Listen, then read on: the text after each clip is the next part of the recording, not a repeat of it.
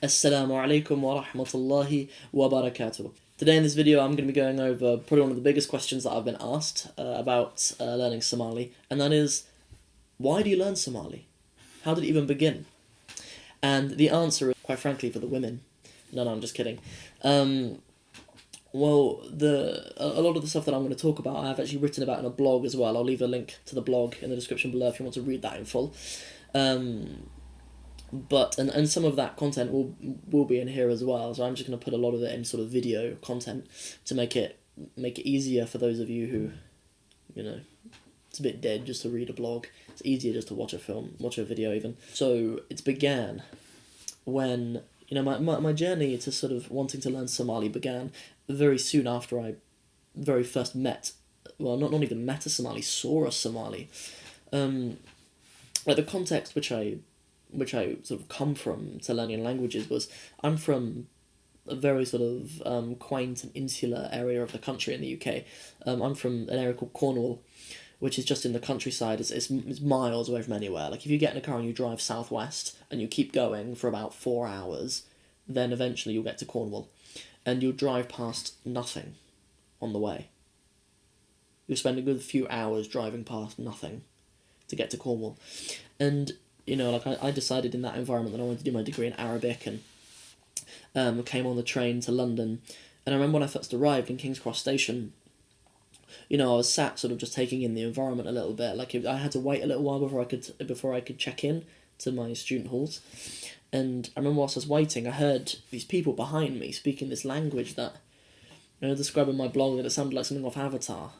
Like there was like deep sort of glottal sounds and trilled R's, and I thought it just sounded amazing. And then I turned round and they walked past me, these people, and at the time I didn't know they were Somalis, but all I knew was just they were the most beautiful people I'd ever seen in my life. Like so tall and elegant. Like all the men were wearing like these white thobes, clean, beautiful white thobes, and the women all wore like these elegant black abayas as well. Just simple clothes, but they looked, I don't know, I just thought they were like magical people. They were tall, and for some reason I thought they looked a bit like giraffes. Like they had these long kind of elegant necks and long eyelashes and stuff. But I mean, saying someone looks like a giraffe isn't normally, like, it's not really sort of complimentary, but in this case it is, though, like in all the right ways. And like at that point, like when I saw they were Muslims like me, like I just thought they were speaking Arabic. I just thought they were speaking like a funky dialect of Arabic. So when I went to a university called SOAS in central London, and at SOAS you have the opportunity to study stuff like Somali and Igbo and Hausa and Swahili and Afrikaans and all sorts of different languages. Like no one even bats an eyelid. If you wanna do your degree in Bangla, or you want to do your degree in Mongolian, then that's cool. Like, that's perfectly fine at SOAS. No one even questions you on that. So I was doing my degree in Arabic, and then it was a few years until I sort of realised that I'd heard on my first day in London was Somali. And it was when I was on my year abroad. I was on my year abroad in Palestine, and in our class we each sort of had an assignment to research and present about a different country in the Arab League of Nations. And when I was looking at the list of the different countries in the Arab League of Nations, there was Somalia on there. And like obviously I'd met Somalis, and I knew that they had their own language, I knew they had their own culture.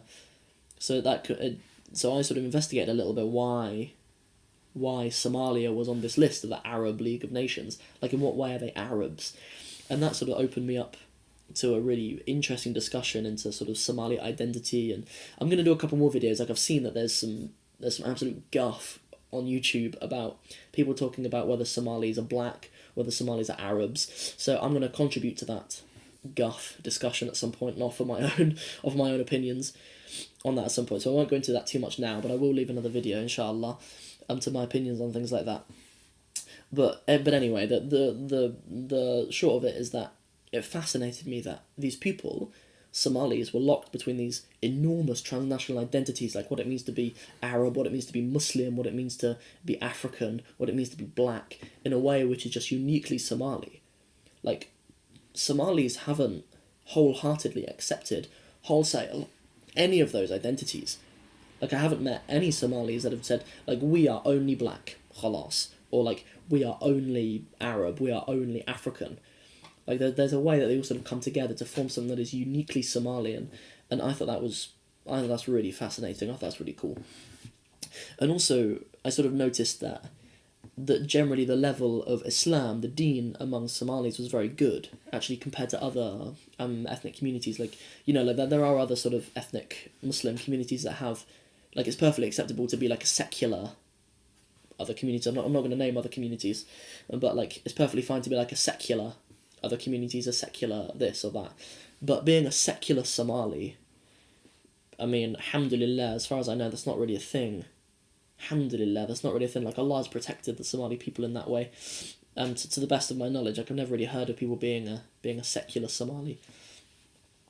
And so at that point, I sort of that was when I first started being really fascinated by Somali and started kind of, I found like an app on my phone to learn some basic Somali words, just like numbers, days of the week and stuff like that. And I started learning those in my own time. Like, I just did like a few minutes a day, or if I was on the bus or if I was on a train or whatever, I just go through some of these Somali words and found it really, and just thought it was awesome. Like, how pronunciation is really similar to Arabic, and how it has influences from various different languages and stuff too. I just thought it was really cool.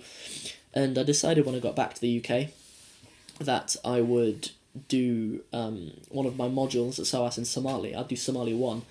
And the book that I showed you in my Warya video, that's the book that we worked through for basically that whole year. And during that year as well was when I met the woman who's now my wife, alhamdulillah, and she's Somali, alhamdulillah. So when I met her, there was sort of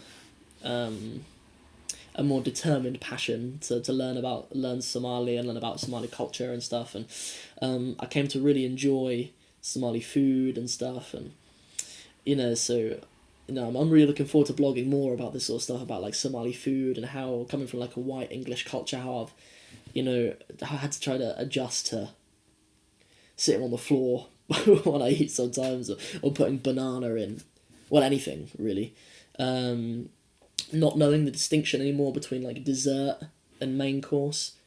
Like Somalis can have fruit salad in their main meal, spaghetti bolognese, just put a banana in it. Like meat and rice, just put a banana in it.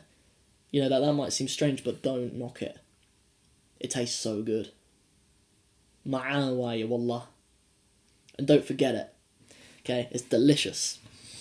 So, that is kind of the journey leading up to me learning Somali. And now, like, still not even now, my Somali is not really that good. Like, I'm trying really hard to learn. I've had support from the YouTube from a bit of the YouTube community and on Instagram and stuff as well, which is really cool.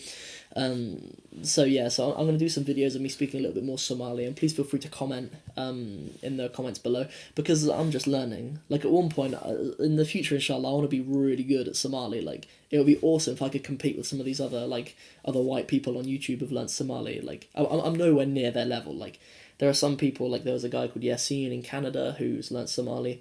There's a video, he's way better than me. And another guy called Bashir, I think, there's another guy as well. But there are various people who have learnt Somali, mashallah. And, I'd like to get to sort of their level or even better one day, inshallah. So make dua for me that Allah subhanahu wa ta'ala opens the way to learning Somali for me. If you enjoyed this video, please like, share and comment below. And don't forget to subscribe to my channel. Assalamu alaikum wa rahmatullahi wa barakatuh. Nabadgil you.